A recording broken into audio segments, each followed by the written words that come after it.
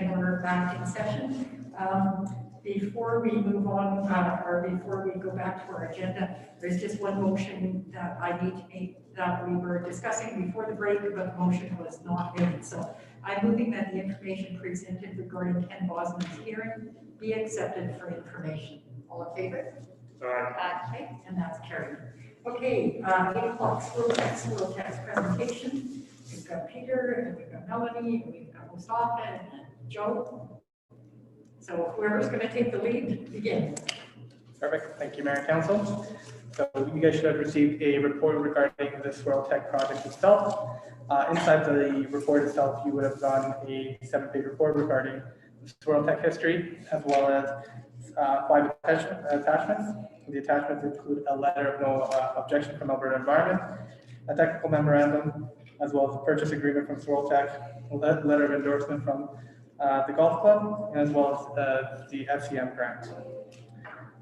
So just to speak about the history, I will give you a brief history, but then I'll turn it over to Joe and he can kind of discuss how the project came to be.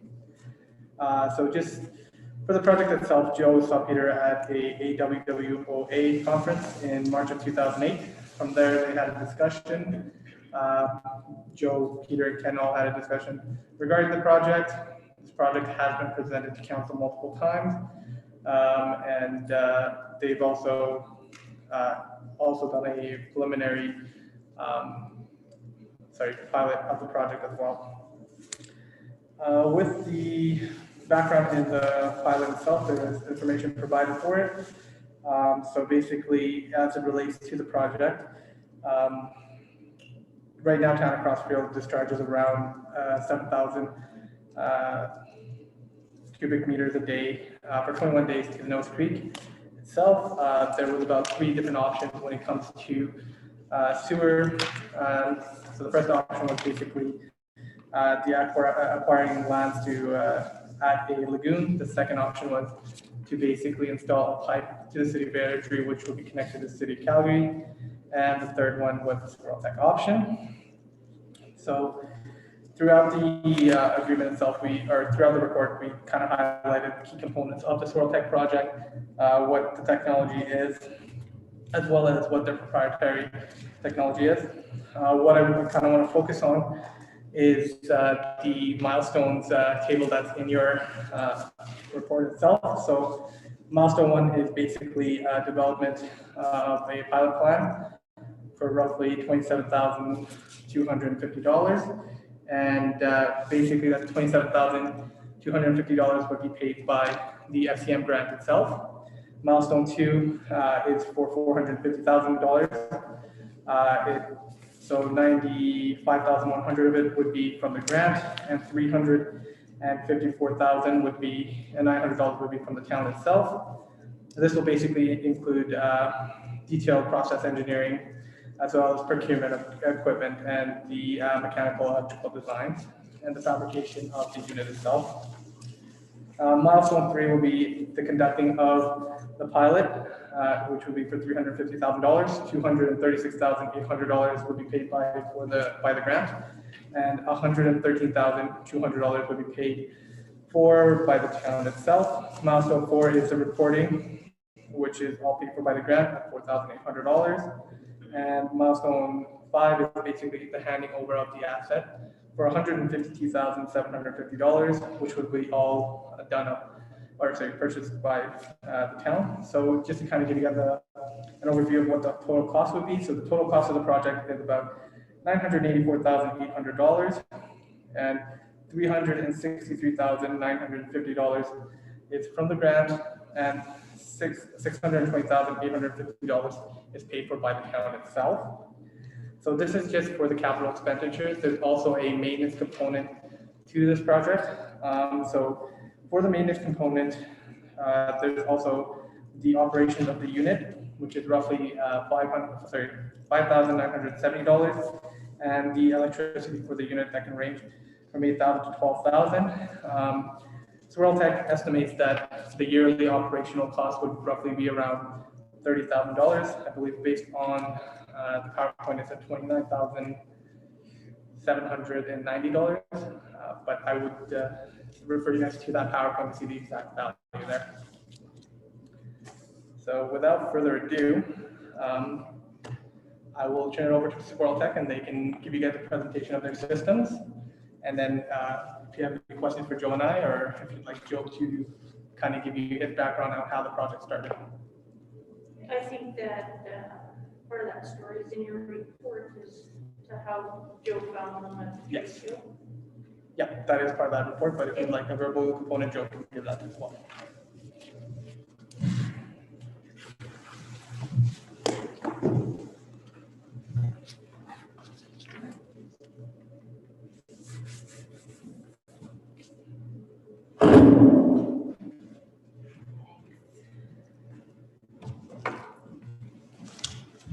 Good evening, everyone. I'm Melanie McClare. I'm the CEO of SwirlTech. Nice to see you again. Nice to meet you, Councillor Harris and Councillor Gustafson, and nice to see you again, Mayor Lieutenant. And this is Peter Christou. He's our president and founder of SwirlTech. And I believe you might have a copy of a presentation that Ms. Beth was sent. So I'm going to walk through those slides. And it should only take about 15 minutes max, and then we can move to questions if there's any questions. So why is SwirlTech a company? Our vision at SwirlTech is to help municipalities and industrial users recycle their wastewater. That's why we're here. Peter invented the technology back in 2015 and it's an Alberta-based company. It's based in Calgary, Alberta. He invented the technology in Edmonton, and we've been growing the company for the last 5 years in various markets. And the technology itself, we'll get into, but basically what we're doing today is we're trying to explain the history a little bit in more detail of how we came across the town, Crossfield, and how we executed a couple of pilot opportunities to really start understanding whether or not our technology would be a fit for this type of problem. So as Mustafa mentioned, the problem that we're facing here in Crossfield is the discharge into the Nose Creek, small Nose Creek area. We discharge at 20 million liters per day over a 21-day period. This causes some issues downstream for the watershed, and so the town has been asked to look at various options to alleviate the strain on Nose Creek. And unfortunately, the town hasn't had a lot of really viable options in the past. One of them was a pipeline that was, I think, quoted and did a feasibility study a few years ago, but basically it was an over $40 million project, which is kind of a non-starter for a small town. So the town's facing, the option to reuse this water. And so that's what we're here to talk about today is, can there be an economic solution to offset a big part of this flow rate every year, increase the town's capacity of its existing infrastructure, the lagoon, and perhaps most importantly, save the town a bunch of money. So the technology itself is a really novel approach to membrane filtration. And for those of you who aren't familiar with membranes, a membrane is a high-tech nanomaterial that allows has small holes and allows water to pass through, but keeps contaminants behind. And Peter invented a way to use membranes in a smarter way to be more energy efficient. So basically, we can build small systems to do big flow rates. So the benefits to SwirlTech are you'll always get a clean, consistent water because a membrane doesn't allow pollutants to pass through it. It's good for the environment because it decreases the volume of the wastewater discharge. So I'm on slide 6. It decreases or eliminates the need for temporary diversion licenses or to go to Alberta Environment and have to get a different permit approved. So the idea is we use the existing infrastructure, we just use it in a smarter way, and hopefully divert a lot of that flow to a different use, like the golf course, for example. Earlier this year, Alberta Health Services, I'm on slide 7, passed a guideline. Joe actually shared it with us. And what they're doing is they're looking at reuse of wastewater for different means. And for this town, one of the first options to reuse this water is with the Caldicott Siding Golf Course, as you know. And that's classified as non-agri-food irrigation. And when we went through that guideline, we're happy to say that SwirlTech meets or exceeds the quality requirements in that guideline. So basically Alberta Health Services is leaning towards more and more stringent guidelines for water reuse. So I'm on slide 8. And so what we wanted to present was, how does Rolltex compare to other options out there? Because there are other options for water reuse or to get more out of your lagoon. One of those options is an upgrade to the lagoon with aeration. So that means two things. One, you can put some kind of floating diffusers into your lagoon to increase the bubbles within the lagoon.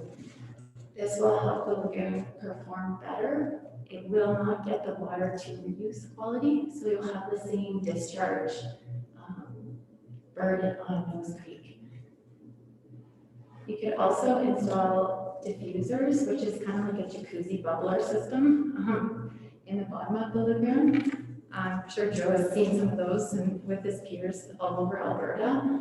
They have a blower building, it's very energy intensive, and it blows air into the lagoon. Similarly, you won't get to the quality, but it's a cheaper option sometimes. Again, it won't release the burden of that whole, large flow going to Nose Creek.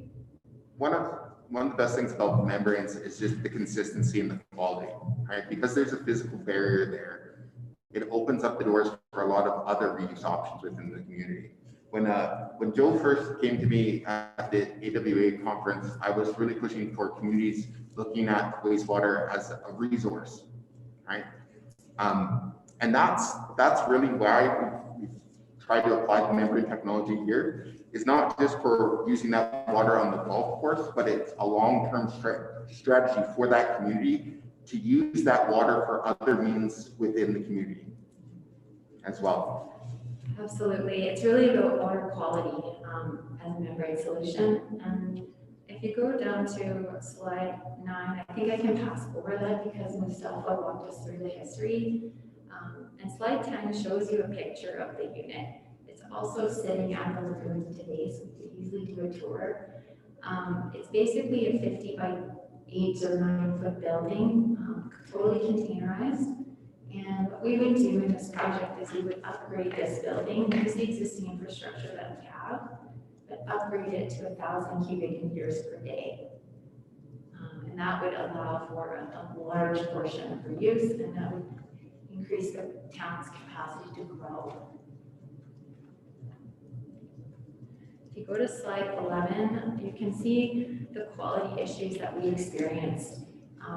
Different times of year, you'll have different quality problems within the lagoon, like algae blooms, etc. And so the good thing about, again, like Peter said, a membrane is it always provides a barrier. Those particles cannot physically pass through the wall of the membrane. And so one of the first uses that we're chatting about is with the golf course. So the golf course is, especially needing water in July and August when it's high season, and into September to increase its, its season if it can, get more revenue. And so there's an immediate area very close to the lagoon that we can provide 180,000 cubic meters per year of water. Mustafa went through the economics. I don't think I need to repeat. The only change is on slide 15.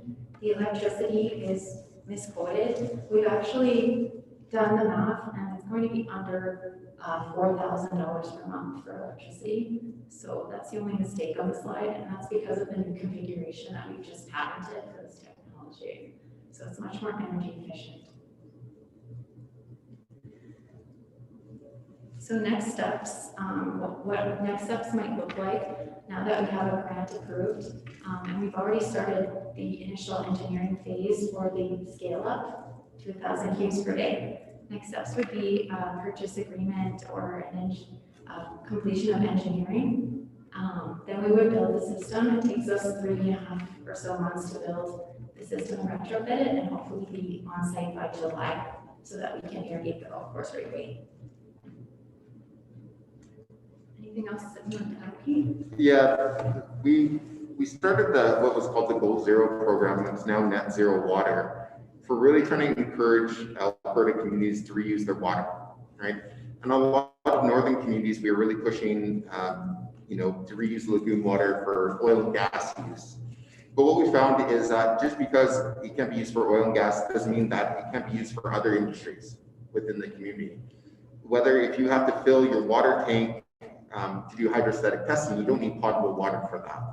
And the idea was to use the golf course to buy us the time to irrigate that golf course and get rid of that water, and then find other opportunities for the water within the community. So if there's a company that wants to build a facility to wash rig mats, for instance, and they know that they can get 30 cubic meters a day in the summertime for free, that makes a difference. If that brings in one job, that's one job of one family that'll come to the town. That's really what we're trying to do, more than just provide water for the golf course, is really live up to that opportunity of reusing that water where the community actually benefits from it. Right? And I hope that's something that that Crossfield wants to continue on, wants to have a big press release when the system's down there, not just showing off what we're doing for the golf course, but also really getting the community involved with other opportunities for that water as well. And it'd be great if we could get Crossfield to the first town in Alberta that doesn't discharge any water to the environment, that reuses all of that water, right? Yeah, any questions or clarifications? I got a page full. Sounds I good. always do. I'll let you start. Do you want me? You go for it. Councillor Guzzo. Is it my turn first? Okay, You're number I one. appreciate that, Mayor Ken. I'll turn the mic on. You guys probably can hear me anyway. Oh yeah, So like you said, the equipment's still there on site, so currently you run it strictly in the summer months. Okay, so basically how many months out of the year? Between 5 and 6, we would be looking to operate it, yeah. Okay, One thing that we talked about too is renting that unit off the town in the summer months, where it has another economic opportunity to, in the winter months, so it can drain a stormwater pond or do something similar. That was part of the conversation as well. Yeah, so just so you know, that unit last year actually spent a few months up at the Edmonton International Airport draining their stormwater pond. Yep. And then we moved it to this community. So it's an asset that we could potentially leverage for other uses as well, okay. if it's not being used in the winter here, yeah. Yeah. In addition, if there's other industries here that can use that water, we can get the water to a high enough quality year round where we can still use that water in the summertime or in the wintertime to provide that water consistently to other resources within the community. Okay.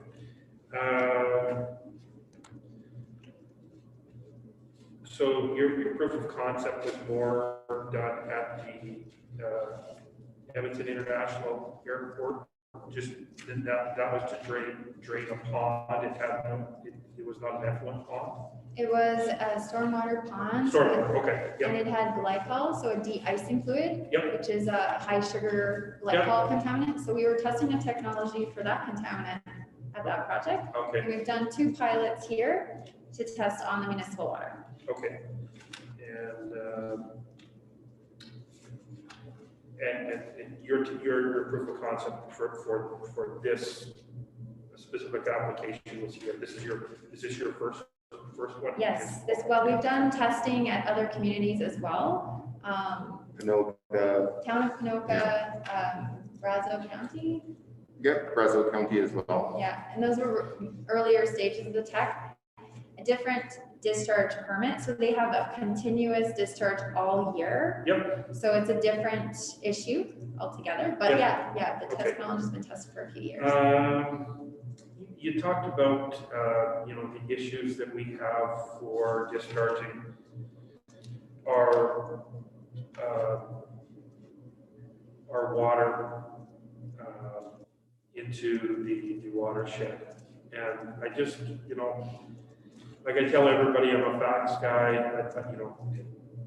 has anybody actually done a complete study on the Nose Creek, Yes. on the before and after? Yeah, It's great watershed. Yeah. has all that information. And how much impact does it do? And, what does it impact? And- Actually, if we contacted Nose Creek Watershed, they have a totally independent study for here. Yeah, Lots of data about Yeah. before and after yeah. and discharge and damage and everything else. I think the biggest thing with the discharge is your lagoon right now is grandfathered in, right? So it's under the grandfathered system. As soon as you make a significant change to your lagoon, then you'll have to get an actual discharge permit. So what we've done is, so we don't change anything in the lagoon, we try to do water reuse, so it doesn't affect your guys' permit to discharge that creek. okay, And when they did the study on the creek, that's why they suggest the pipeline instead of building a really fancy treatment plant, because they're just worried about the impact to that creek over time. okay, yeah, fair enough. So the current equipment, what will it, not treat, because it doesn't treat. You said it was 500 cubes a day, It's going to be sized for 1,000 cubes a day. but right now, what is it sized for? It's 250 to 500 depending on flux. 250 cubes a day 250, to 500 okay, depending on flux, but we were getting around 250 to 300 last summer. okay.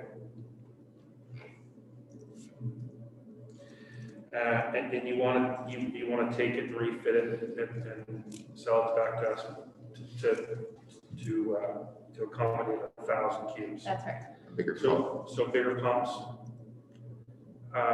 Yeah. Yeah. It's a whole refit, it's a, Yeah, Yeah, but that will accommodate inside that building, yes. correct. And enough room for another train if it's needed, another train, okay, if it's needed in the future. okay. So just using that infrastructure and upgrading it with the new configuration, so it's a lot more efficient. Okay. Now, you talked about, after it comes out of your equipment there and it comes to some really good levels, who is doing your testing? We send testing to a third-party lab. Okay, So we collect samples and send it to a third-party laboratory. Some of the handheld tests that we do on site as well, but we coordinate. Yeah, and Joe says. We send it to an independent lab in Calgary. yeah. I'm actually very familiar, Yeah. I'm very familiar with sewage and the treatment. Perfect, yeah. Because I was in a rental company and, was a competitor to Filter Box on some of that stuff, so I know all about it. And so that's why I ask these questions, who does the testing? Yeah. And,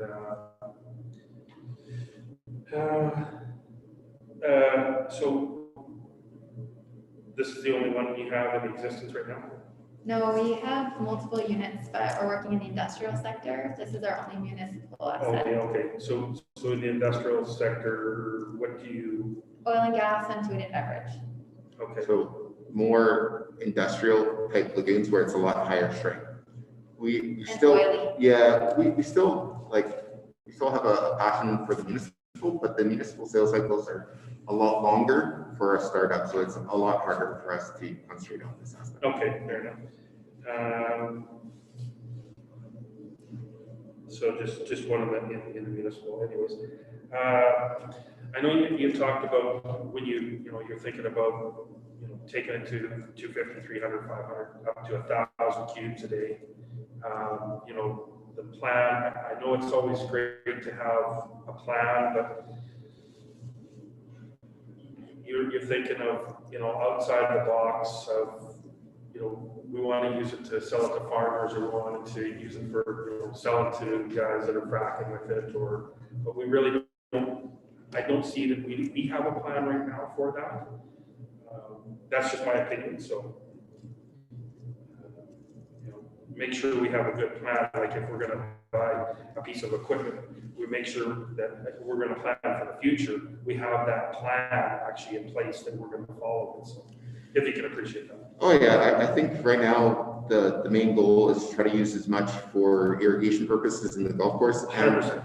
you know, when we do the press release, get the community involved, and we feel that there is an opportunity there, if we get enough inquiries, that's where we come to town council again and say, okay, we do have a couple opportunities here. Do we want to work on it, or is that something that you guys want to do as a community, right? Yeah, so, you know, we are taking that risk on our money here to say that you guys are gonna come back with and give us some opportunities, or are we gonna do that business development on our end? Do you know what I mean? Yeah, for us, I mean, this is more almost like a marriage, because I mean, we're not going away anytime soon. You're probably sick of seeing my face, but it's important to us that it's not just the technology works, but what we're doing differently with the technology works. If we just send all the water to the golf course and we send to irrigation, we can kind of meet our goal, right? But it's that idea that water is valuable and the city can benefit from reusing its water. It's kind of funny that everybody has a blue bin in their house for recycling, but we don't think about recycling water. The whole point of us doing this with Crossfield and putting in the extra effort and to show that it can be done, this is a viable option, so other communities can follow it. So it's in our best interest that, you know, we put in the full effort, we make that commitment to the community, and like, we're not going anywhere anytime soon. You guys are gonna have to see me for years and years to come. The other thing I think you're getting to is if we can move the asset to different sites in the winter, for example, like the stormwater opportunities, it's in our best interest as well, because the business plan for Swirltex, and one of the reasons why the technology is unique is the decentralization of infrastructure and shared infrastructure. Yes. No, yeah, and I can appreciate that. It's, you know, are we taking a too big of a step, assuming that there is all that potential for us, you know, to reuse more water and sell it or whatever? I think, you know, those are the questions I always have. And are we taking a too big of a step when it comes to, you know, an asset like this? But I think that we do have some information to back up that we can use the biggest portion on the golf course. Yeah. And that would basically buy us a lot of time.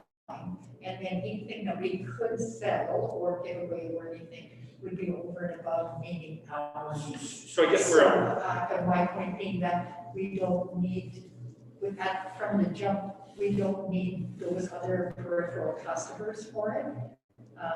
That would be a bonus. Yeah, so, like, you know, I look at it as a business plan, and you know, that's the way we should really look at it. It's not just on, you know, saving the environment, but you're asking us to basically go into business with you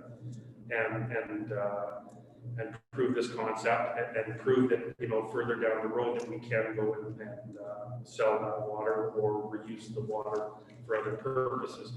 Don't discount that at all. And but are we, you know, are we as a town able to do that? I'm not sure. Not that I'm convinced at all, but you know, I do like the concept for sure. I like the idea of, you know, saving the environment, you know, some headaches on reusing this water. So. and I think we increased the capacity of the lagoon by between 1,000 and 2,000 people per year. Yeah, and I agree. We probably have a problem there, and that needs to be solved. Is this a solution that is long-term for us? I'm not sure. Is this a 5, 8, 10 year or longer? You know, will that buy us enough time to get another solution, or, you know, additional units? You know, you get, you know, even better technology, and I think outside the box as well, and I don't discount your guys' technology on this. I've seen other technologies, and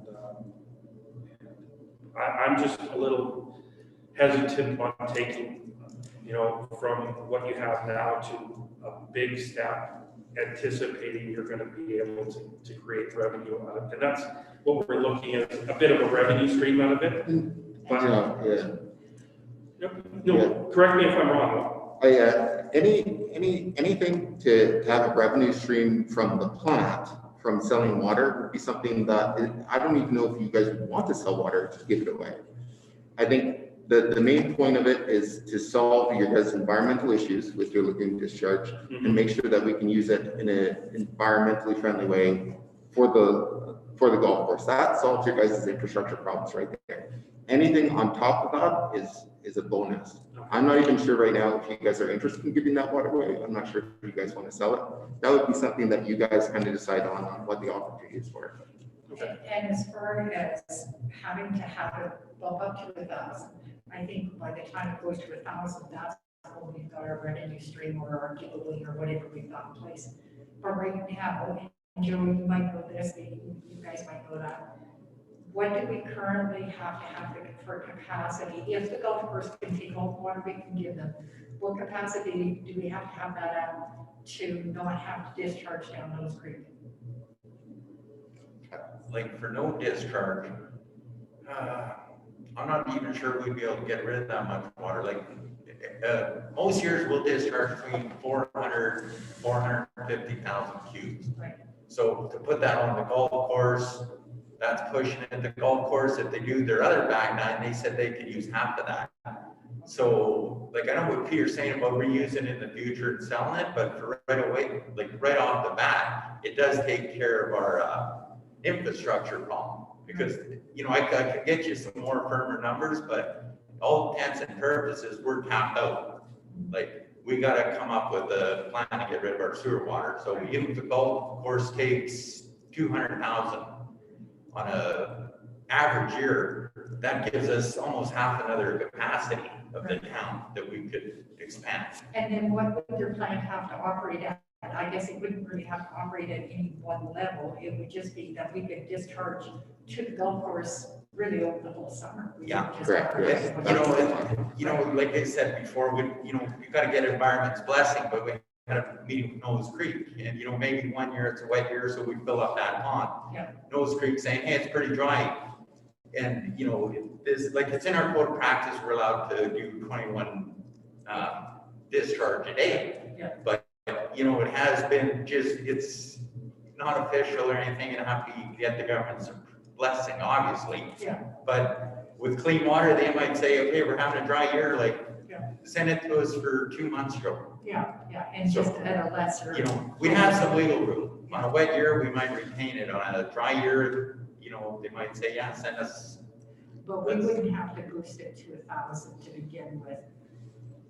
1,000 a day, we'll do 180,000 cubes, so that's under half of the lagoon capacity over a 6-month period. Right. So that's why we need to boost it to 1,000 a day. Okay, Yeah. that was kind of my question. And we were gonna originally do 2,000 a day to make it extremely marketable asset, but then we came to this middle agreement of let's just solve the golf course problem and keep half the unit available if we ever decide to upgrade to 2,000, if it makes sense from a business. Yeah, and those are the numbers that I need is, okay, is it undersized right now for what the golf course could take? Which obviously it is. It is, yeah. So that's why we're doing this hybrid approach where we're putting 1,000 cubic meter train in. Okay. And just Lyndon at the golf course said that, if we can provide water to them consistently, they'll go through the upgrades on the golf course so they can take even more water. So they have irrigation on their back nine as well. So would the infrastructure have to change at all for that kind of volume? Do we know that for sure though? Yeah, the only thing that we would need to change when we go to 2,000 cubes is add another train in. Everything else about it is fine. Including the golf course infrastructure? Yeah, because they're still going to be sending water over to the golf course in that main line. So that's Plus, we could irrigate on that farmland. that's what the goal is. And then with with one right out by the pivot itself, and then, if we do that, there's another 100,000 cubes gone. That's what the goal is. That's what the interesting thing is. We really feel that we can hit our mark and be able to actually not discharge any water, be able to reuse all that water within the community. I could see us reusing 3/4 of it, discharge maybe 1/4. Another thing to consider too, and you touched on it, Alberta Health Services come out with this, so basically it's gonna affect stormwater and everything, like if, you have a storm pond, you wanna pump it. So you gotta come up with the risk assessment on all the water that we're creating, which one would be for agriculture, because eventually cows eat that and all that. So this water's gotta be to a certain quality, thank you. So, yeah, there's definitely a lot of factors here. Yeah, okay. Thank you. I just have a couple of questions. Number one, the letter in here from Alberta Environment needs just for the temporary use. And we still haven't applied for that permanent use, and here we are into 2021. So has anybody applied for that, and where are we at on that? Yeah, so we spoke with Alberta Environment, and the town had an independent third-party study done by Fossil Water. Right. And we have, instead of applying for a permit, we suggested that we move the asset to the golf course itself. And then we wouldn't have to apply for a permit. We could just operate under the code of conduct or code of practice for lagoons. Again, that grandfathered thing. So what's happening is, because we're operating on the lagoon, we had to have letters of non-objection to pilot. We've approved through this summer for that. But for a permanent system, we recommend we move to the golf course, same flow in and out, just a different permit boundary. Yeah, it'd be under disinfection before it gets to irrigation, which is in our code of practice to operate as. Yep. I think that that's something maybe I would like to see more information on, comparing the two. Yeah. Between that permit and the other permit that was mentioned in here by Alberta Environment. So I'd like to see that.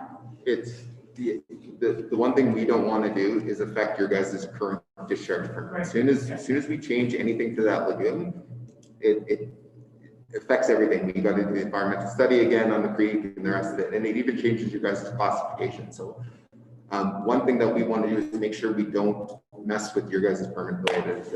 So what you're saying is move your equipment further downstream. Just directly at the golf course, so it has easier access for reuse, and so it's 100% under the code of practice.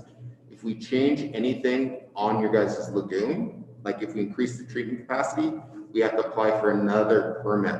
And because we're applying for another permit to the creek, which you guys already have the study on, we know that we might not be, it might cause you guys more grief than it's worth.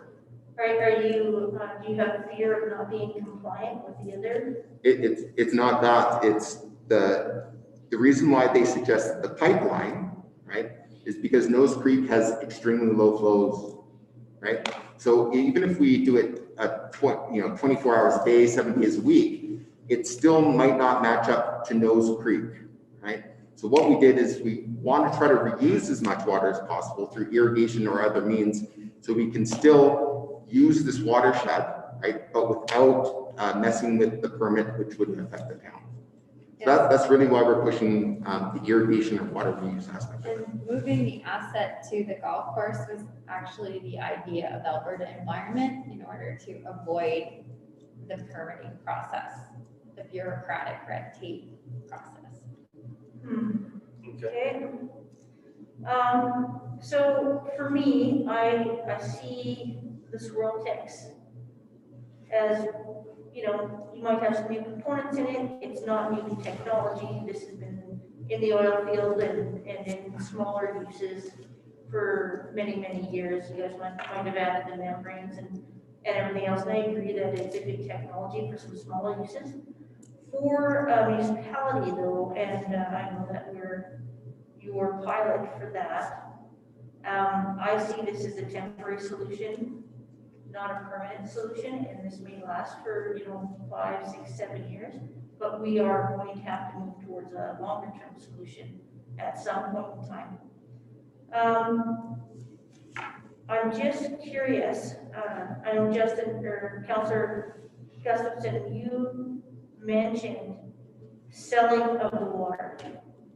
And you have mentioned other uses, and I'm not sure if you were thinking of those other uses as being free or for selling.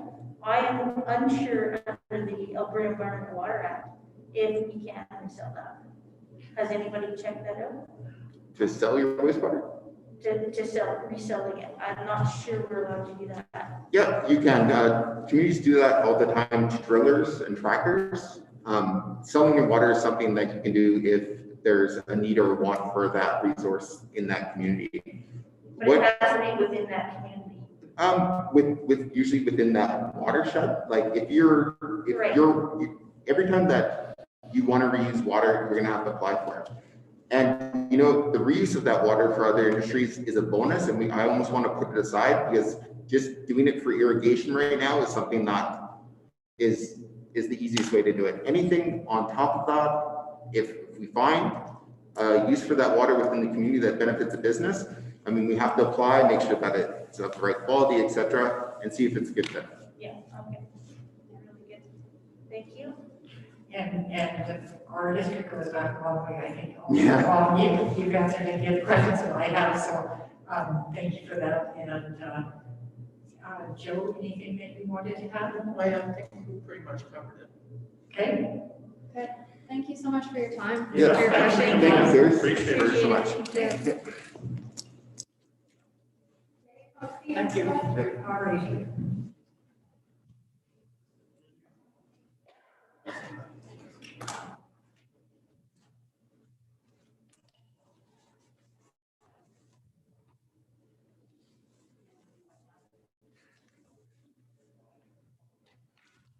Okay, let's talk actions and decisions, Railway Street decorative lighting change order. Sorry. Oh, sorry, I have to bring that. Yeah, I just gonna pull up, yeah. Just, No worries, let me know when you guys are ready. just bear with me once. Oh, That- I was right there.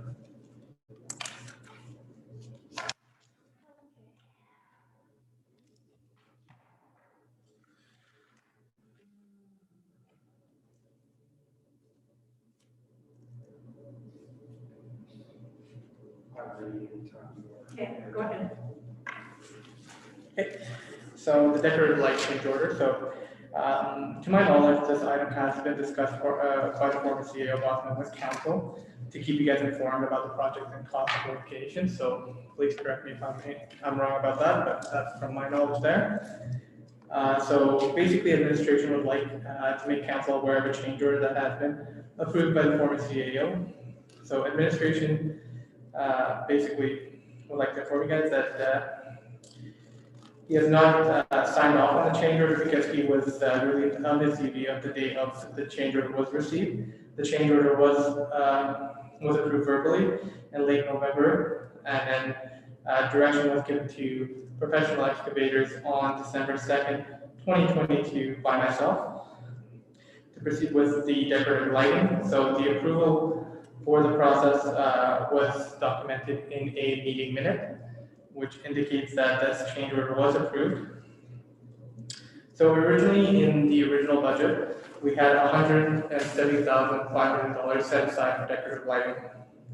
Once the final costs had been accounted for, this item exceeded $550,000. So at which point, Downtown Project Team started negotiating with subcontractor on decorative lighting. After multiple months of negotiation and modifications, we were able to reduce the cost to $414,881. The former CEO Wasman and myself, we had a discussion in regards to signing off on the change order, and we basically decided, the discussion was had and the decision was made to hold off on signing off on the change order until we had a better understanding of the cost of the whole project itself, being that it was a substantial change order.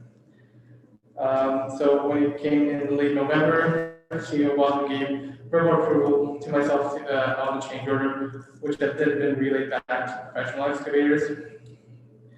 So the reason why we gave approval to prior to 2020 professional excavators to proceed with the purchase of the materials is to avoid a cost increase.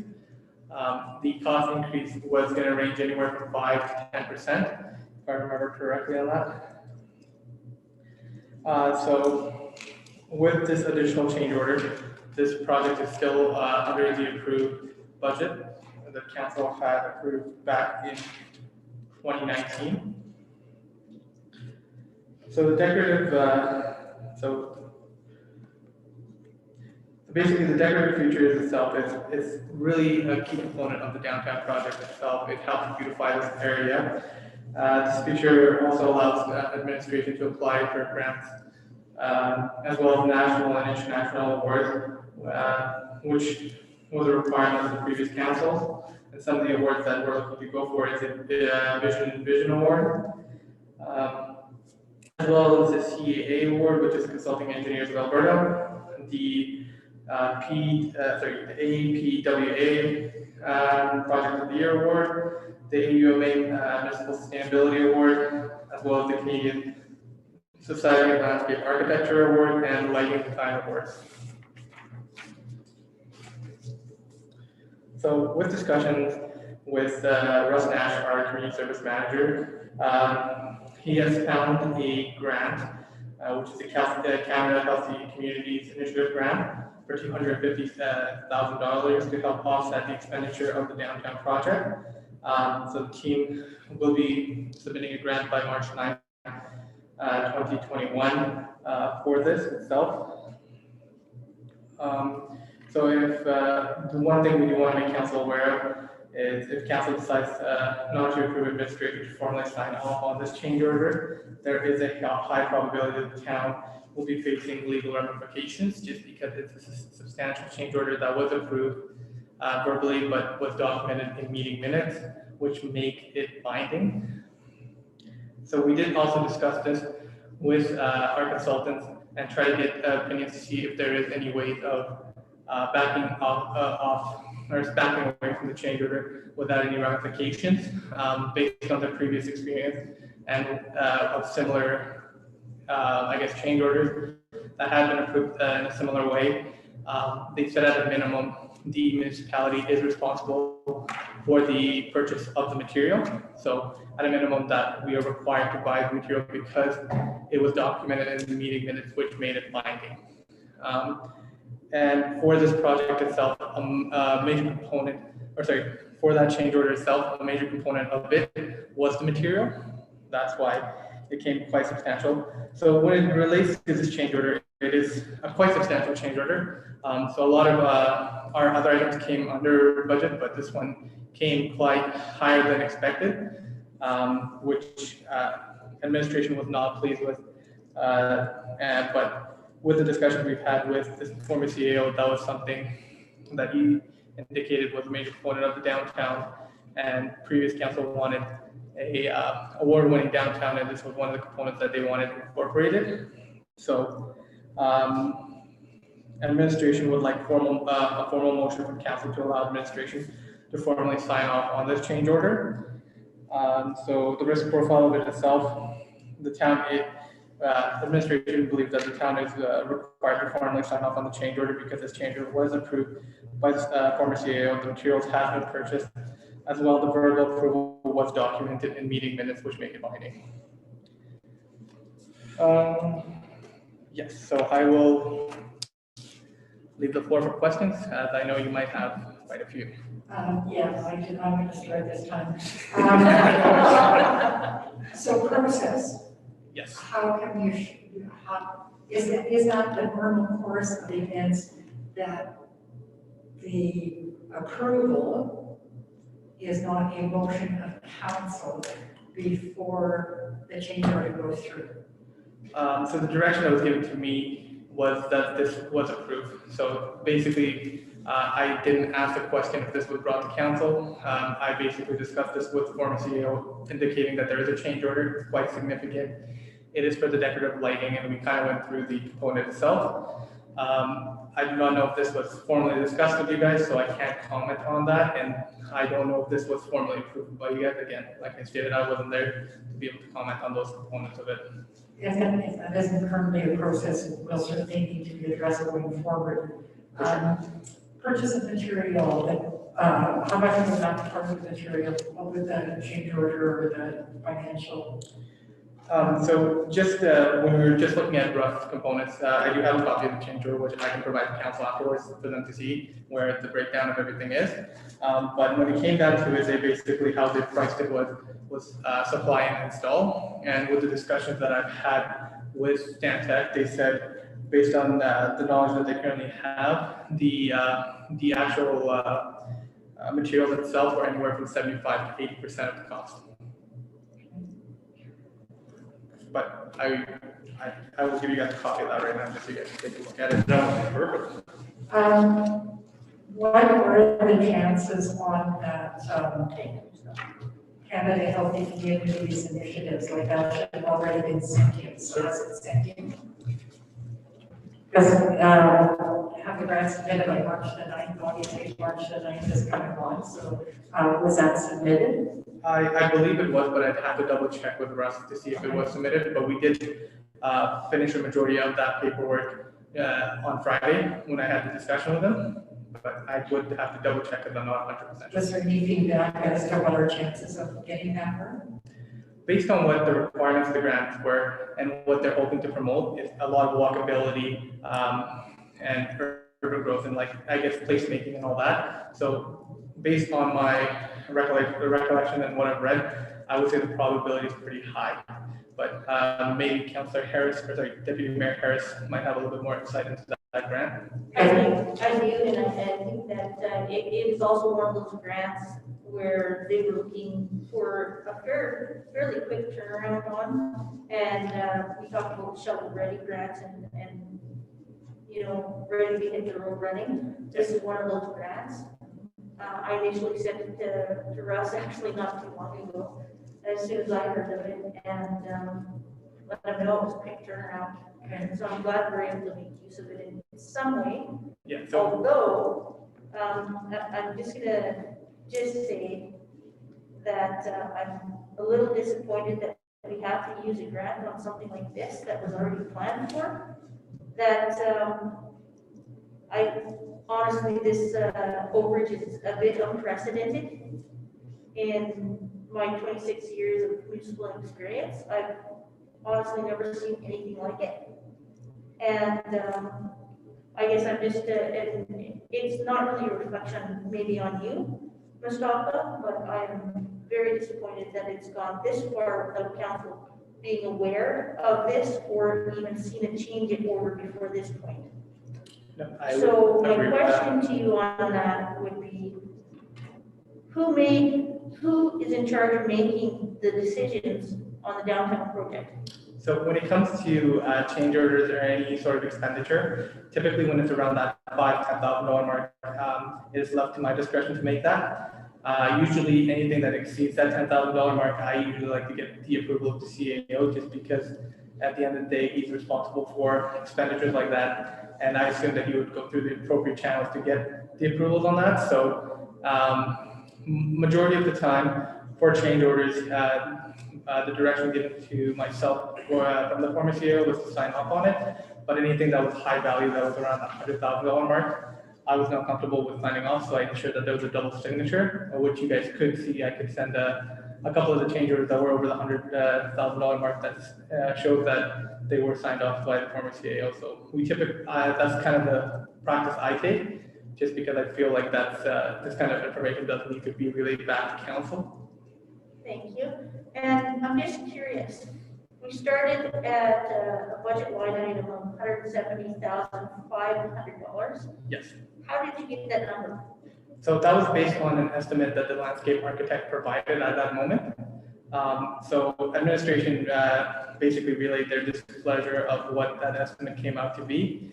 And their response to that was, unfortunately, they couldn't predict that the overages were going to be that much. Based on their previous experience, they assumed it was that, and they thought that was the correct amount. And unfortunately, there was a gross understatement of some quantity over there, which is reflected on this change order. And what liability lands with that landscape architect company for the gross overage? So for being that it was just based on an estimate, there is no liability that would lie with it because they're just estimating what they predict that the cost will be. So administration worked off an estimate and not actual quote? Yes, because this component was one of those weird components that was kind of in that I would say in that gray zone where it was kind of being discussed constantly back and forward. So a number was put in place in the contract. So, so you put that number right in the contract? Yes. So Sorry, not in the contract. Actually, sorry for that. It was in our cost, your unit of cost for our pricing. So I just want to make a note too that I'm unsure that the former CEO would have had authority to approve a change order in that amount without going through council. For sure. Okay. And then what, you talked about the legal ramifications. And what I would like to know is because council didn't approve a change order and because the company initially gave you a gross underestimation of what the cost is, what would those legal ramifications actually be based on it not coming to council and that a decision or the minutes that you mentioned were which minutes? They were just construction meeting minutes. Just meeting minutes, Yes, that weren't they- council meetings. No, that meeting minute was provided in your guys' document, but they're just regular construction meeting minutes. Okay, and what legal ramifications would that be? Would that be with the landscape company or with Stantec? So the ramification would be from the company that purchased the material. So that And would is be that the landscape company? that would be professional excavators, the construction company itself. But not the ones who gave us a quote? So it was the $170,000 wasn't a quote; it was an estimate. Okay, so are they the same ones that gave us the estimate? The estimate was done by the landscape architect, which was one of the members of the Stantec team.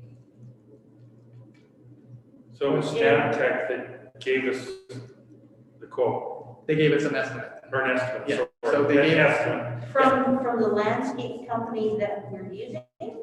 No, Or from just some landscape company?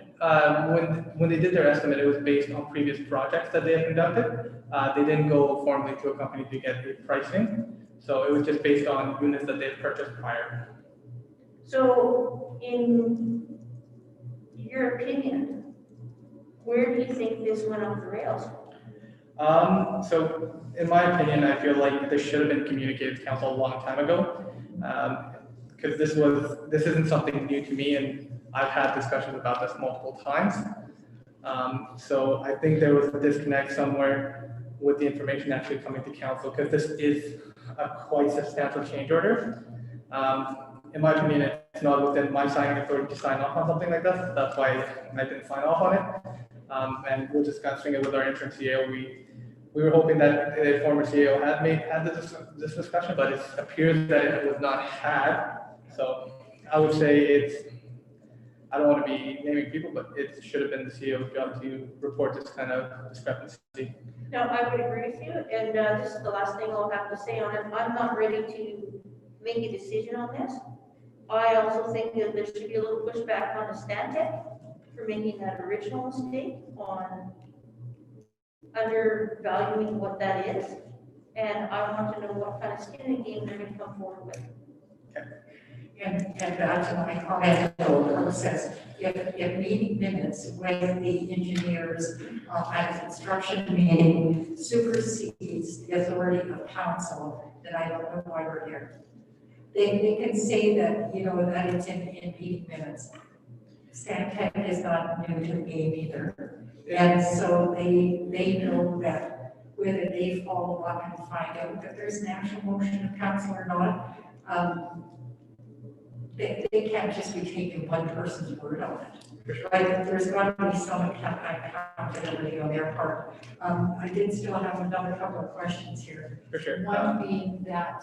Sorry, do you mind if I just comment on that one if you don't? Okay, sure. So Stantec does not supersede council, so any decision that council makes, that is the final decision. When it comes down to it, or at those meeting minutes itself, it makes it binding when it comes to the contract itself, because the assumption was made that Ken had or former CAO had the authority to make that decision, right? So what they would come back with is from their assumption that being that the former CEO was the top person in charge, they would have done their due diligence prior to giving that approval. So perhaps, again, to my comment and process somewhere in there, it needs to be, whether it's us or whether it's the engineers that we deal with, that process happens, because what's to keep that from happening again? For sure. And I guess my final question is, with this change order, the difference in price is the scope of what the estimate was actually what we're getting, or did that somehow change as well? Like, did we ask for a Chev and we ended up with a Cadillac, and that's part of the difference in price? And despite the information you've given us, what are we talking about here for lighting? Like, For sure. what is this? Yeah, so to answer your first question in regards to the discrepancy in how change orders are approved, what I would recommend is that there be a bylaw put in place, which we could draft up, which states that anything exceeding a certain amount has to get council approval, which enforces administration to come in. And I feel like a lot of municipalities I've seen have that kind of bylaw in place, which I feel like it's a really good way to proceed, especially when something this big, it should always be coming to council. And I think that's probably the best way to do it, is to draft a bylaw stating that any change order exceeding X amount must get council's approval prior to sign off, which I feel like is the best way to approach it. And so your second question is what the The difference. second question was, despite the estimate, Yes. did the project stay the same? So did we start out with a Chev and ended up with a Cadillac, and that's the difference in price? Or did we still have a Chev, but it cost a lot to get it here?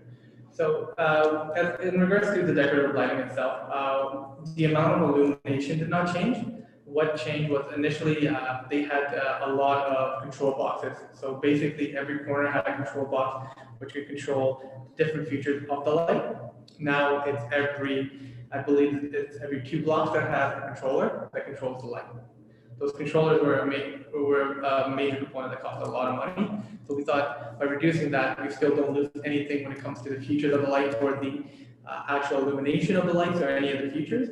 But all it does is instead of having a controller at every block, there's one every 2 blocks. So what are we lighting? We've got the street lights, which this is not about. No, this is more about, so what we have right now, if you guys, when you walk to downtown, you see all that loam that's sitting there. Loam is technically not supposed to be there. So what's actually supposed to be there is a combination of loam and decorative grates.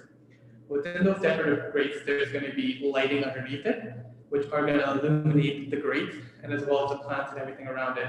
So the benefit of that is basically giving you a visual from the Highway 2A or Highway 2 itself, where people are going to be able to see it and kind of track their vision to, hey, maybe we need to check that out. It's meant for, like, you can use it for seasonal components. So if it's Christmas, you can have red, green, changing up the colors. So you can think of it as like Christmas lights that people have on their house, but more industrial component, but it's really a major beautification component that really helps you. Is it all controlled by the computer? Exactly. Yeah. Yes. You've been to Fremont Street, right? Oh, yeah, Mayor? yeah. It's very similar to that. Oh, for sure, yeah. Yeah. It will be just real clear in here. So So, that's great. so despite the fact, and you just said we went with controls every 2 blocks. Yes. So despite the fact that we went for half spending controls, the price between the guests and the final went from 500 to 550, and we have the number of controls. Yeah, so with the modified number of controls, we're at 414. Okay, that's the big saving there. Yeah, so there was a savings of roughly about 136,000 or $35,119 or $18.34. And have you checked with our legal to determine if we are really, and I guess, you know, if 80% of the cost of the legal ramifications is the cost of the stuff that's there, we'd still have to get put in by somebody have to have it installed. But do we know for sure that those are the legal ramifications? Have we checked that with our legal? We haven't checked it with our legal. We based it on prior experience of Stantec where they've dealt with similar situations like this, but we could follow up with our legal department to see what the ramifications are from their perspective. Okay, I would appreciate that. I'll to Councillor Hill, Gustafson, and then Okay. Mustafa, I'll wait till you finish there. Sorry, I'm just going to Yeah, write that down. So I don't forget. I'll let you take your time.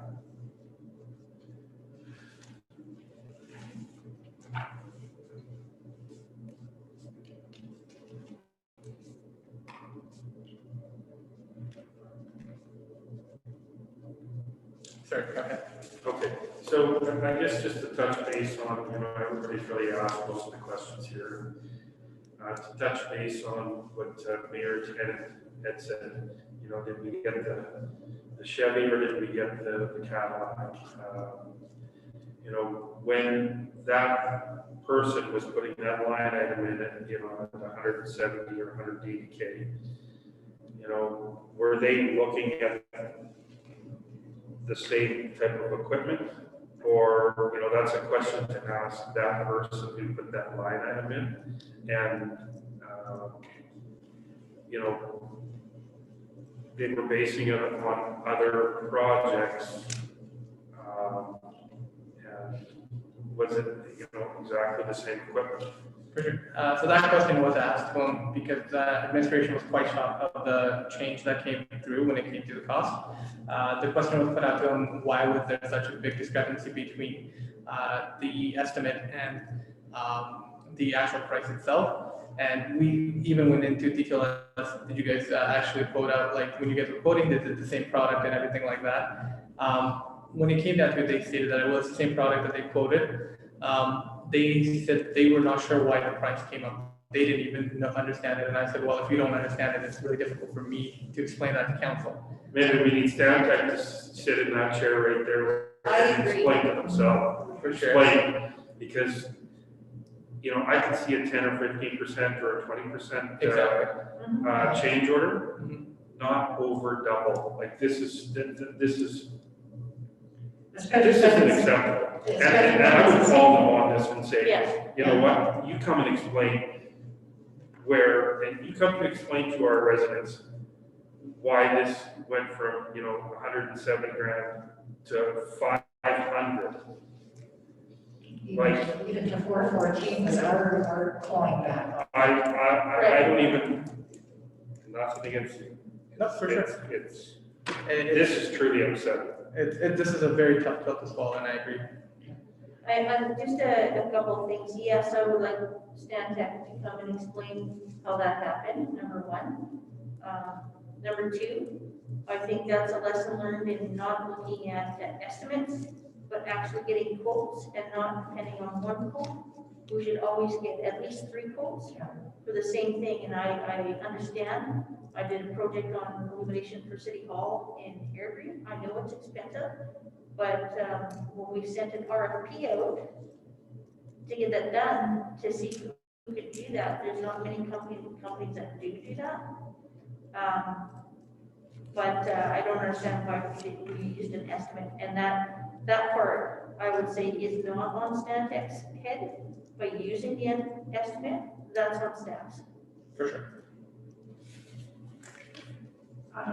Last question for me, worst case scenario, if we find out we have no choice based on, and this would be something that I would ask you to come back to council with, is a whole railway street. The project, what we've got done, what's left, and all the dollar figures. Very, very worst case scenario, if we had to spend the 414,881.67 Oh my God. based on what we've done so far. And I'm not gonna hold you to this, but based on what you see and your best opinion, will we still come in under budget on this project? For sure. So based on just looking at it previously, I had looked at the costing to see how we were doing with the budget and everything. So throughout the project, there were a couple spots that we knew a change order of this magnitude for this was going to come through. So there was decisions that were made, for example, on Nanton and stuff, where we looked at the sewer and the water line. And being that those pipelines were anywhere from 4 to 6 years old, we decided not to replace them because it was just a waste of money. And what we said was this was going to kind of offset that component of the expenditure that was going to come with this change order. But based on looking at the numbers, we will still be under budget. But I would like to verify it, and I'll provide it on the next report, where we'll have a detailed breakdown of where we are with all the cost and components. And actually, I'd like that as soon as possible, because I For sure. know that they're starting to do, you know, a little bit of the work, but I want to, and it was something I asked for several times throughout the project, to have this ongoing report of where we are, what's done, what's still outstanding, that kind of thing. I think that's absolutely imperative that we get, and I would like it as soon as possible. Yeah, we will make sure that gets here as soon as possible. And taking into consideration some of the other things that we've asked for, like the sidewalk stuff and the grates around the trees and I'm not sure that grass is even gonna last. And we still have to address, you know, in the winter, people trying to cross that sidewalk when there's a big amount of snow there. And so the grass on that side, I don't know if it's viable. And I do believe that we're gonna have to cement that whole thing. So can we are we going to get an updated motion on that? Because last time you asked for that motion, that was the direction didn't go through when the CDO came back and said not to do it. So Well, I don't know if we need to make a motion to get action from staff every time we want something. It would just be for some background information. Yes. It wouldn't be to the quote stage at this point. Right. So if you can kind of. So we want some more background information regarding just basically making all of the grass on the, we'll say on the east side into concrete. And the west side. So we want to expand the sidewalk. But we can't on the east side unless wherever you Yeah, talking we about can. taking it to the road. Yeah, we're taking it to the road and putting those grates around the trees. Okay. So that will expand the sidewalk because that sidewalk on the east side currently is useless. So anywhere where there's a planned grass boulevard, I would like to see concrete. Well, I would like to see a plan around that, and access and walkability of those areas.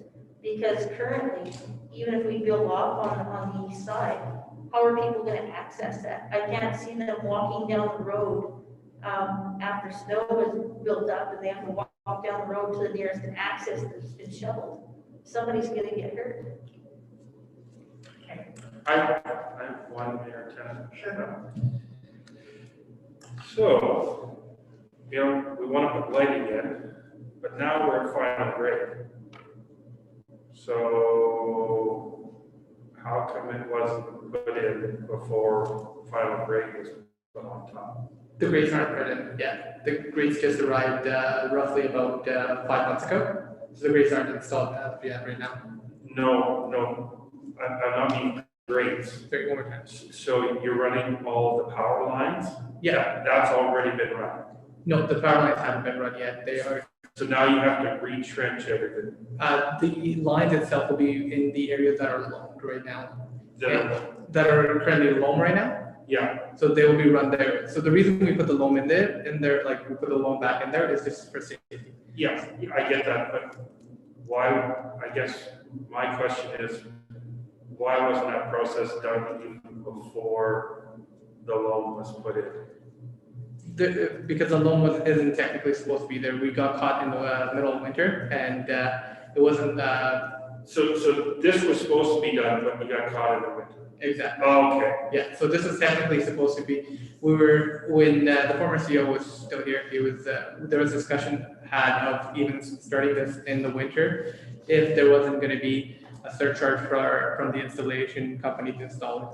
Because sometimes they charge you extra for installing it in the winter because they quoted it for the summer. They came back and said that's gonna be an additional cost, that's why it was pushed to this summer. so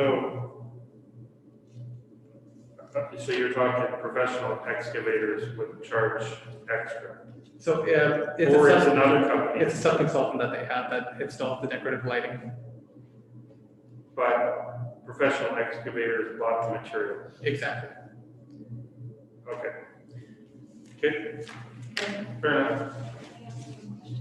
I'm sorry, just for clarity, just because I want to understand the numbers here. So the original design for decorative lighting was 170,500.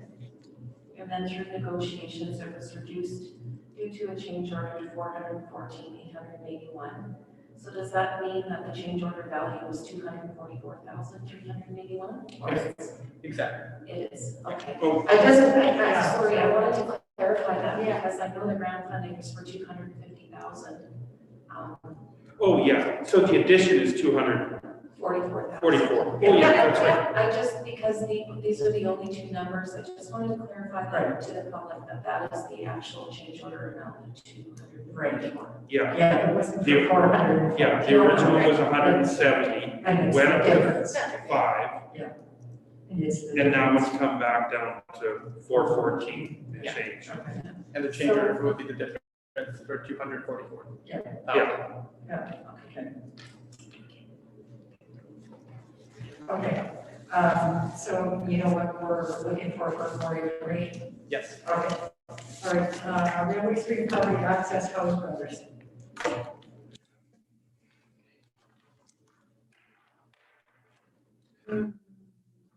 So, House Brothers themselves would like the town to install a new entrance in lot 3 of the property as part of their Railway Street revitalization project at no additional cost to the property owner. And there was no entrance there at the present moment. So if you guys refer to the image on the next page, you guys can see where lot 3 is. So in 2018, when the downtown revitalization project was approved by council, the direction given by the chief administrative officer was to replace existing entrances only. By my understanding, the CAO made this decision based on allocated budget and financial capabilities. During the construction of the downtown revitalization project, Rick Wilder from House Brothers had approached me to install a new entrance for lot 3 as shown in that map. Based on the direction I was given by the CAO, only existing approaches were being replaced during construction. It was advised that if House Brothers would like a new entrance installed, it would be at the property owner's expense because we cannot burden the taxpayers on private property modifications. Rick Wilder expressed to me that he felt that it was the town's responsibility to install the approach free of any expenditures on his part. The direction given to Rick Wilder was that this matter must be escalated to the CAO for decision, or even perhaps council. At this point, I believe Rick Wilder contacted Ken Bosman to discuss this matter in further detail. I was contacted by Rick Wilder on February 10th, 2021, stating that Ken had approved the approach at no cost to the owner, but he had no written agreement, document, email, or correspondence to submit this claim. Thus, all the information was verbal. So, today, the administration has learned that the property was sold as is, whereas basically Rick Wilder has expressed that he hopes that the town will still consider his request. So administration has told Mr. Wilder that this matter will be brought to council for decision. And council has 3 options. Option 1 would be to decline Mr. Wilder's request and direct administration to notify that the installation of the approach is the responsibility of the property owner and that taxpayers' funds will not be allocated for private property. Option 2 is to accept Mr. Wilder's request and direct administration to schedule the construction of the approach in the 2021 construction season. Option 3 is that the town pay for the installation of the drop curb, which will be roughly about $1,500 to $2,000 to protect the road, and the private property owner is responsible for the cost of all costs exceeding that of the drop curb. That could roughly be anywhere from $15,000 to $20,000, depending on the type of entrance he wants. So, Basically, the administration has told Mr. Wilder that this matter will be presented to council for a decision. So I guess the pros and cons of some of these decisions itself. So for declining the request, which is option one, we're not burdening the taxpayers, and modifications of private property should be done by the property owner itself. The con is that the property owner is unhappy with this decision. For number two, which is the approval of the request, the property owner is happy with council's decision, but the con is the tax burden on residents, and the modification of private property should be made by private property owners. So option three, basically where we're contributing $1,500 to pay for the drought curve. It basically protects, the pros are that it protects the town's asset, which is the road and the base and everything that we have built. Typically when it comes to road systems and everything like that, you do not want to cut into them or modify them in any ways within 10 years, because if you do that, that dramatically reduces the useful life and causes a lot of, for example, you'll have potholes and sinkholes and all that stuff, because we don't know exactly how they're going to rebuild that area. And then I guess, so the con is that tax burden on the resident, there's still a tax burden, but it's less than what it was prior. So administration is recommending option three because that best protects the town's assets and the road itself. And I'll leave it to you guys for questions. When you have on here during the downtown construction, Rick Wild approached you about the new entrance for lot 3. Yes. How far were we along Railway Street when he came to talk to you? If I recall correctly, we were past that area.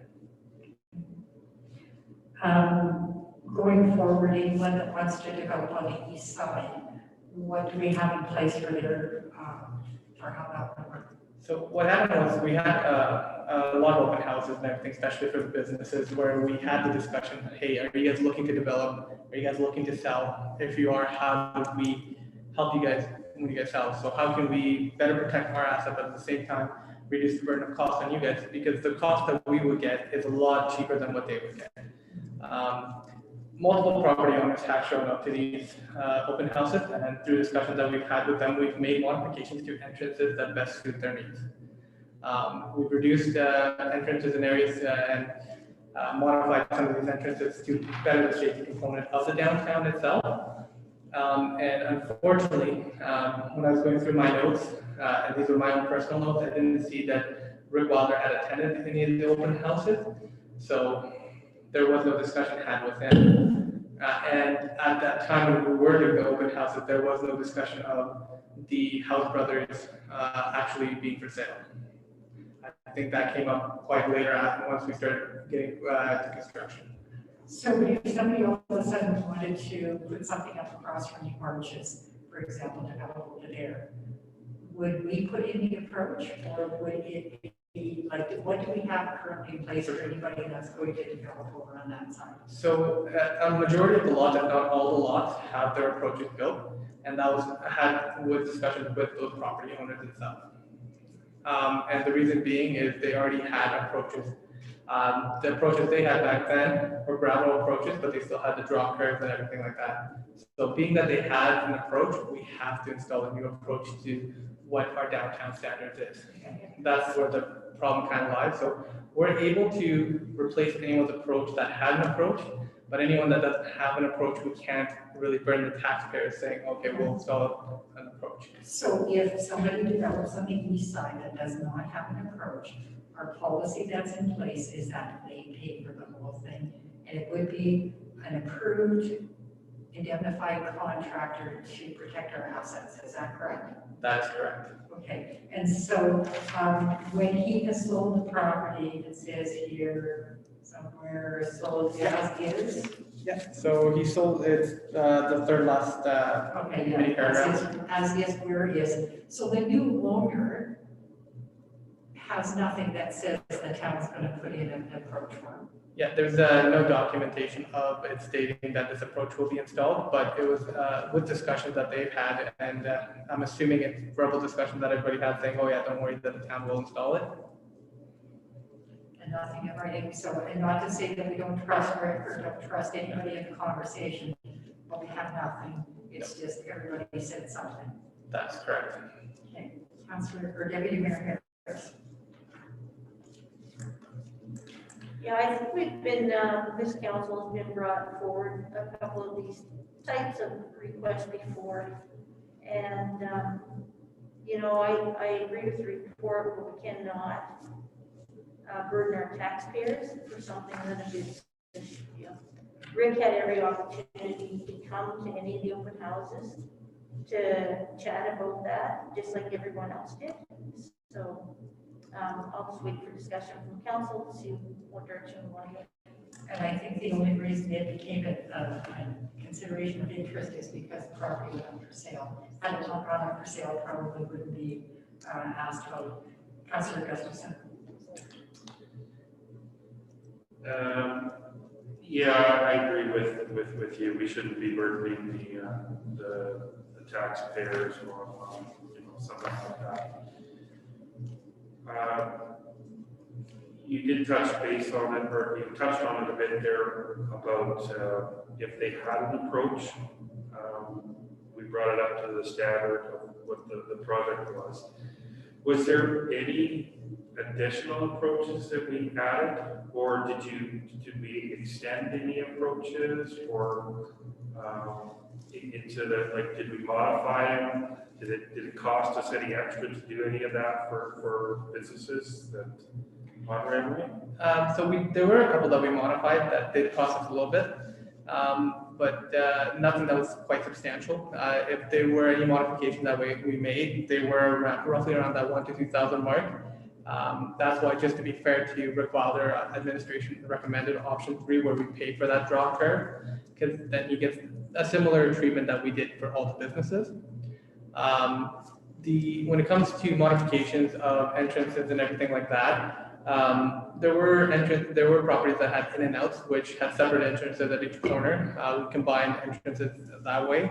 I don't believe that had that big of an impact, or maybe it probably didn't even have any impact when it came to the cost of it. But overall, they were very slight. But they requested it at the time. Exactly.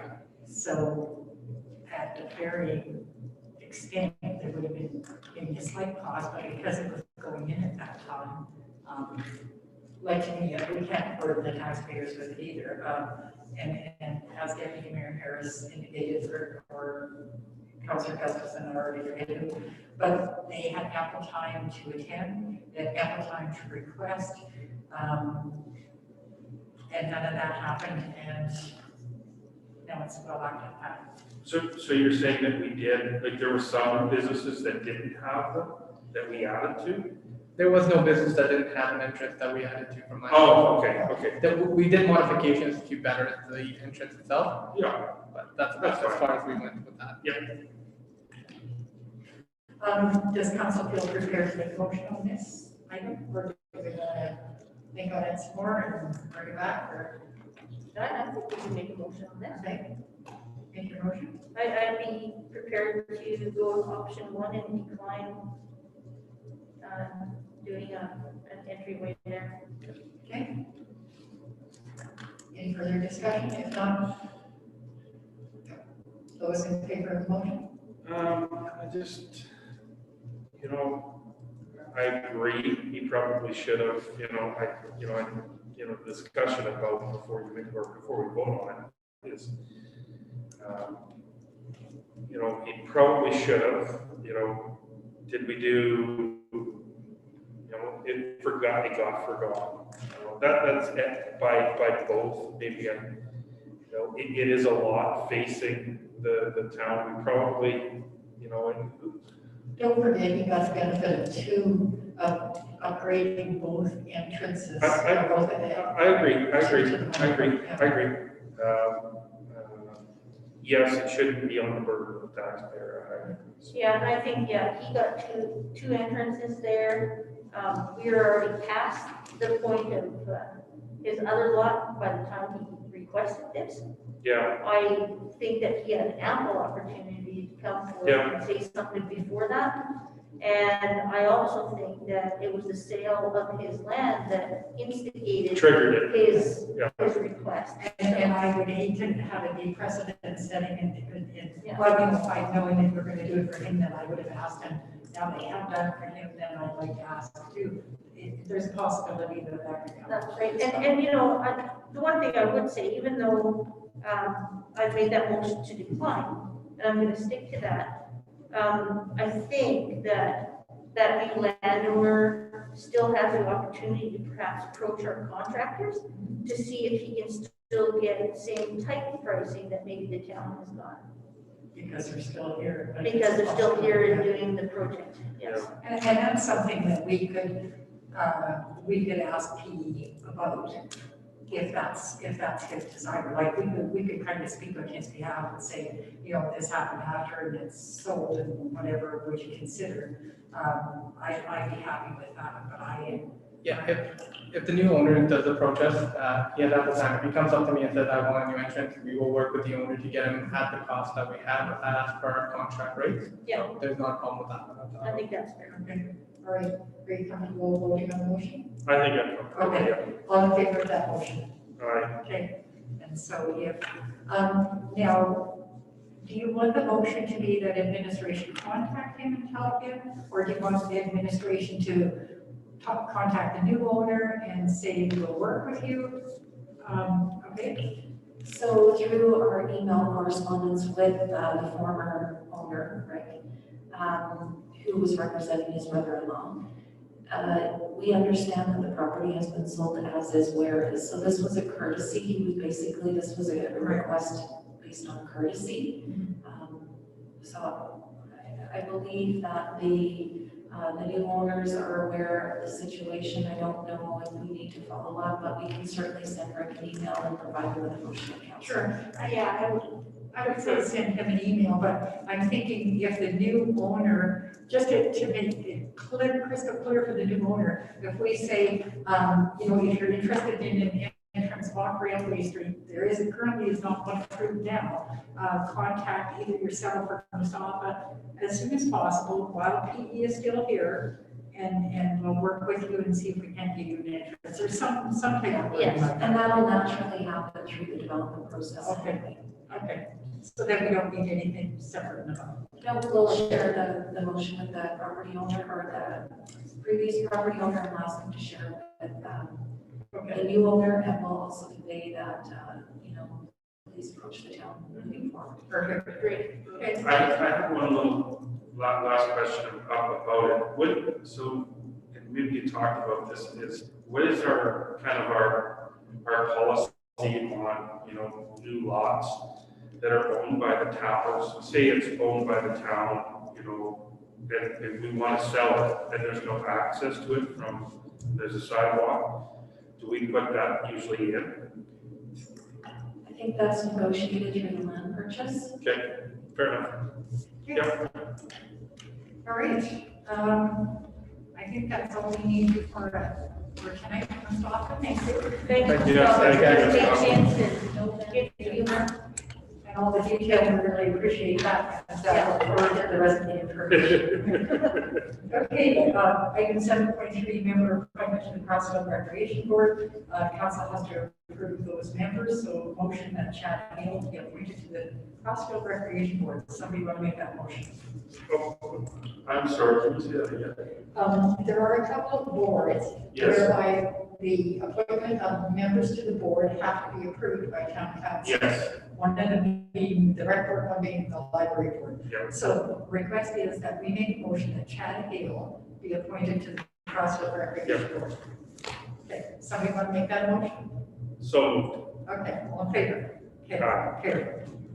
Okay, Alberta Northwest Territory Command Royal Canadian Legion request for support to the military service recognition book. We have done that in the past. The motion is $285 for business card size. $285. There you go. And we have those books available here for people, and it recognizes people in our area as well. So does somebody want to make a motion that we continue to, okay? So moved. All right, all in favor? That is carried. Okay. Very long here now. Bylaw 2021-03, redesignation bylaw, redesignating urban reserve to R1C residential, single detached small block district of the lands legally described as northeast 3520, 01 west of the 5th in the Iron Ridge development. I can speak to that if you Thank like. you. Yes, please. Okay, so these are the three applications that we advise council would be coming. This is creation communities, 2 subdivision applications, and redesignation. Redesignation meaning rezoning. So the portion of the land that they're subdividing for residential development requires a bylaw to rezone from the land that is currently zoned as urban reserve to R1C to allow for residential development. This bylaw is only requiring first reading at this point. At the public hearing date, which we're requesting for April 20th, we will provide a full report with all of our circulation material from adjacent landowners, agencies, and utilities companies. And anyone who wishes to speak in favor or against this application will be present. Following the public hearing, council can then decide if they want to proceed with second and third reading. And this area for redesignation is currently not developed, it's not part of the park area. It is No. just in that Yes. subdivision and not developed. This is an extension, and the bylaw would show it in the drawing, but this is an extension of Iron Landing Way, not Veterans Avenue, where the park is behind to the south. Okay. I just have could you just explain urban reserve to me? Urban reserve is what the designation of land is currently because it's farmland. So when that portion of land was annexed into the community, it stayed as urban reserve until development started. So that's why on the land use map, you'll see different land use designations. The majority of them are residential. Well, they're all residential in that area, or MUN for municipal, like parkways or schools. So urban reserve was for farmland and some other permitted or discretionary uses, but mostly agriculture. So now that it's, the designation is changing for residential, we have to change the zoning. Okay, and so we're just looking at the zoning currently Just the and zoning. not what their plans are No, so I should explain, there's 3 applications that are running concurrently. The first application for subdivision will be for 22 acres plus or minus. That is the portion of land that Creation Communities is buying from the landowner in Iron Landing. Circulation of that will begin tomorrow as well. Following that, there is the subdivision application for, I think it's 5.5 acres, which is this portion to create residential lots. And then the third application is the rezoning, we call it redesignation, and all of those applications will come to you on the 20th. Okay. Because council is the approving authority on subdivision applications and rezoning bylaws. Meryl, do you see a problem with the changing of the zone? So as you know, as my role has changed recently due to Ken's departure, we have deferred these applications to urban systems. And urban systems has reviewed the applications and they appear to be in order. We don't anticipate any problems. Okay, Okay, great. yes, thank you for your answer. Okay, so given that information, I move that we give bylaw 2021-03 first reading and set the public hearing date for April 20th. All in favor of that motion? Aye. That's carried. Okay, under mayor and council business, special council meeting to accept Councilor Price's resignation. And it is with regret that we do accept that. That's coming up. And I believe that was all that I had. Deputy Mayor Harris. Just in regards to previous Councillor Price, I just want to thank him for his time on council and wish him the best of luck with his health and hope to see him soon after he's become healthy. Exactly. Okay, thank you. Is this, I was just gonna make that motion during this time, okay. So I'd like to make a motion on our budget process that administration develop a budget policy that includes budget timelines, starting the budget process in June prior to the budget year, presentations from department leaders, creation of justification templates for staffing requests and capital projects, and that the budget of the upcoming year is passed by resolution of council by December 1st of each year, and the budget be prepared for December 31st budget deadline under the MGA Act. Excellent motion. All in favor? Carried. Uh, Okay, thank you. Councillor Gustafson. Just to, talk about the special meeting, that when we accepted Councillor, or actually, it would be Deputy Mayor Price's resignation. I just want to reiterate the comments that Deputy Mayor Harris had said,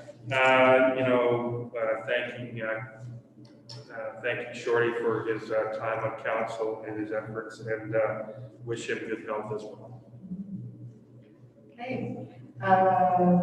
Administration operations updates. So just 2 items. So as we noted on the agenda, we currently contract with Wild Rose Assessment Services for assessment purposes of the town.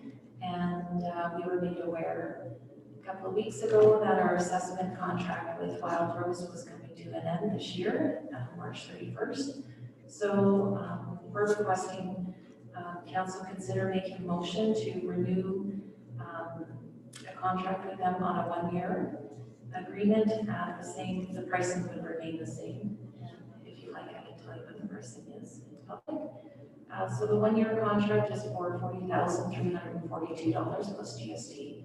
And then following this signing of this contract, we would definitely follow through with an RFP for next year for services. That sounds like a good idea. Okay, do you want that to be a motion then? Although that we direct administration to renew the Wild Rose Assessment Services for 1 year at the current rate and prepare an RFP for 2022. Mayor, may I ask a question for Marilyn? Sure.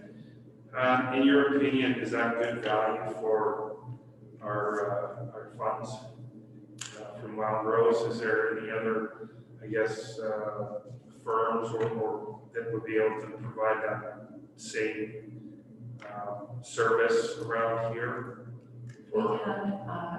We've had a very good working relationship with Wild Rose over the last, I'm going to say, at least 5 years. It's more than 5 years. And this value, they're honoring last year's price, so that there's no increase to us at this time. I feel like if you were going to pursue with an RFP at this point, we wouldn't have enough time to have somebody in place in order to, well, we've received assessments already this year, haven't we, Lindsay? I believe we just haven't had a chance to do it. Yeah. And I also think that it's under the threshold to go up to RFP. Yeah, I agree as well. I just wanted to, make sure that we're getting good value for the money. We feel that we are. Okay, fair enough. Thank you. Okay, all in favor of that motion then? All right.